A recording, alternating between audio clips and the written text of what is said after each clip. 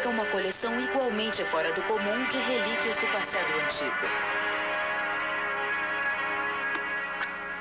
Estes são os restos mumificados de uma serpente, um símbolo sagrado no Antigo Egito.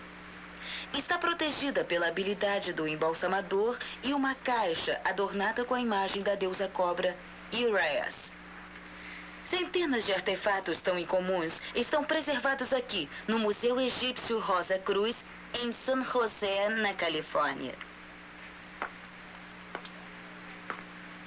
Esta é uma réplica da tumba de um nobre, como teria parecido há cerca de 4.000 anos passados. Esta estátua, entretanto, é em honra da personagem de um período bem posterior, Cleópatra, a famosa rainha do Nilo. Como marco de sua exaltada posição, ela usava uma coroa igual a esta. Para os egípcios, as serpentes eram um símbolo religioso de realeza, com o poder de proteger o império dos faraós. Todavia, não foi assim que aconteceu.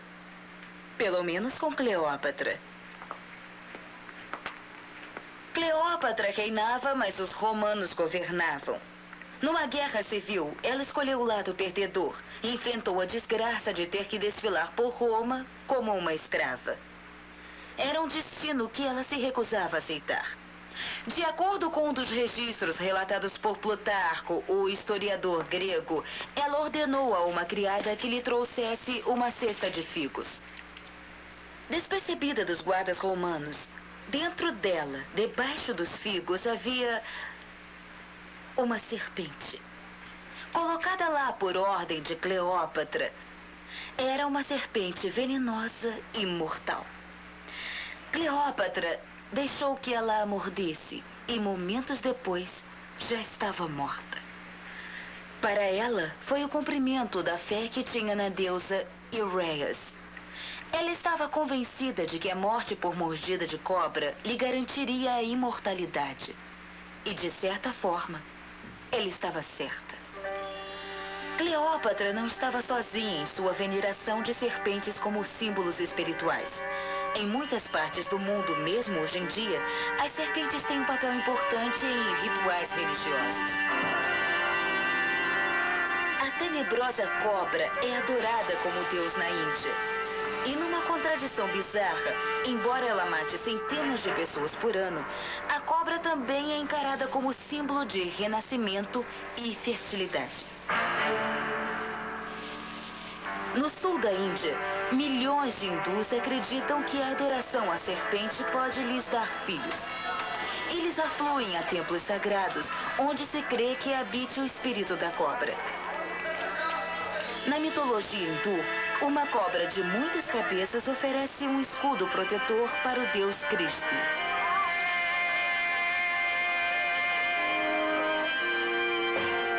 Centenas de estátuas esculpidas nesta forma de capuz adornam o interior do templo. Casais sem filhos vêm aqui para rezar ao deus cobra, principalmente se estiverem ansiosos por um filho, um herdeiro. Mas primeiro, eles devem se purificar passando as mãos pela chama sagrada, que arde de uma lamparina em formato de cobra.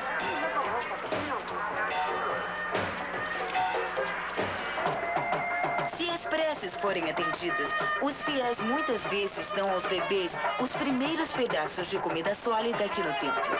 Isso honra o deus cobra que lhes deu a vida. As planícies ao norte de Manitoba formam um palco inesperado para uma das exibições mais estranhas do comportamento das serpentes. Toda a primavera, milhares dessas serpentes despertam da hibernação. Esta é a época do acasalamento das serpentes. As serpentes fêmeas são maiores do que os machos, e os machos as superam na proporção de 50 para 1.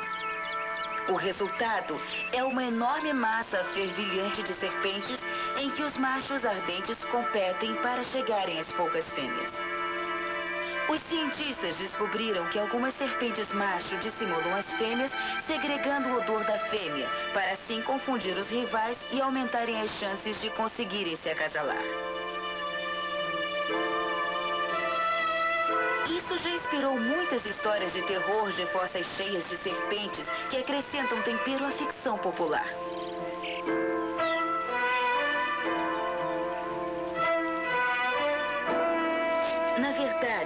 As serpentes são inteiramente inofensivas e cada vez mais os que buscam curiosidades têm descoberto suas tocas. As fossas de cobra já levaram a fama internacional a postos avançados anteriormente obscuros na região rural de Manitoba. Mas visitantes em grande número começam a levar cobras de recordação, ou então para venderem. O número de cobras declinou drasticamente. Regulamentos protetores foram criados para que a assim chamada capital das serpentes do mundo possa manter essa distinção fora do comum. Proibida a retirada de serpentes. Longe de precisarem de proteção, as serpentes marinhas são habitantes perigosos e temidos nos oceanos Índico e Pacífico. Existem mais de 50 espécies diferentes e todas são predadoras venenosas. Normalmente, as serpentes marinhas e o homem não entram em contato muito frequentemente. Mas quando isso acontece, os resultados podem ser trágicos. Várias centenas de pescadores morrem de picadas todos os anos em águas tropicais. Os biólogos estão procurando meios de minimizar o perigo. Fora da água, elas são desajeitadas e vagarosas, mas ainda precisam ser tratadas com cuidado. São as criaturas mais venenosas da Terra. Despojada do veneno, esta serpente produziu um veneno 10 vezes mais mortal do que uma cobra. E são um bocado venenosas, sabe? Elas chegam a ter mais de 2,5 metros. E o veneno que elas produzem é demais. Elas produzem talvez mais veneno do que qualquer outra espécie de serpente marinha. A maioria das vítimas de serpentes marinhas são os pescadores que as pegam acidentalmente. Mas também há informações de ataques não provocados debaixo d'água. Ataques que esses mergulhadores australianos estão procurando reproduzir. As serpentes marinhas se acasalam em julho, fazendo a corte numa dança sinuosa e graciosa. É assim que são perturbadas e provocadas mais facilmente.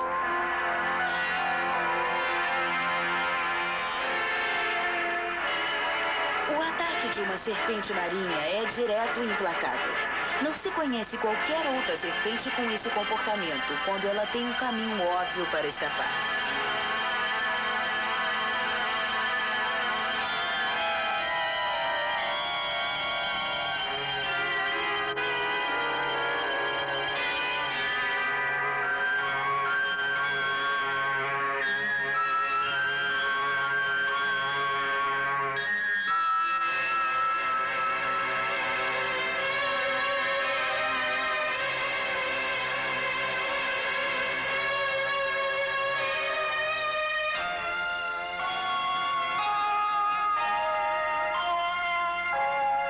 Finalmente extenuada, a serpente atacante pode ser recolhida a um estudo científico.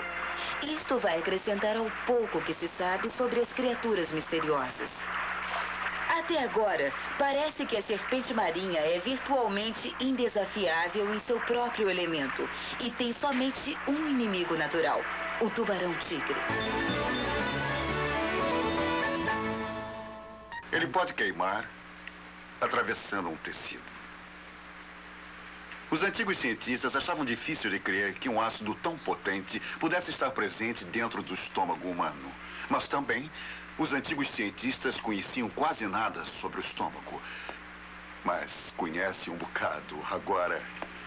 Por causa de um acidente incomum que aconteceu em 1822. Foi o ano em que um jovem caçador chamado Alex St. Martin sofreu um ferimento de espingarda bem aqui no estômago. Para um tratamento de emergência, ele foi levado a um consultório médico como este. O médico atendente William Beaumont achou que o rapaz não sobreviveria, mas errou. A despeito de uma complicação peculiar. A espingarda deixara um furo que não queria sarar. Iria diretamente ao interior do estômago. Foi horrível para o paciente, mas para o médico, o buraco ofereceu uma oportunidade única para experiências de ordem médica.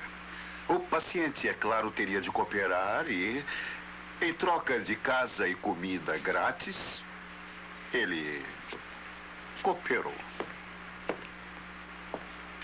Uma das primeiras coisas que Beaumont fez foi atar um pedaço de carne na extremidade de um cordão. Então, ele o baixou pelo buraco diretamente no estômago do paciente. Puxando-o para cima de vez em quando, Beaumont pôde observar o que ninguém jamais havia visto antes: os verdadeiros efeitos da digestão humana. Beaumont também tirou amostras dos sucos gástricos e confirmou a presença de ácido clorídrico perfeitamente balanceado com outras substâncias complexas. No final de contas, a experiência foi um sucesso gratificante.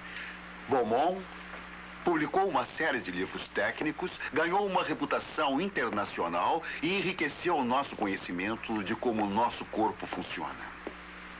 Quanto ao paciente dele, o paciente chamado Alexis, depois de 10 anos de ser cutucado e soldado, ele finalmente resolveu que já era bastante, abandonou Beaumont e, a despeito do buraco no estômago, o qual jamais sarou, continuou em excelente estado até a morte, com a idade de 83.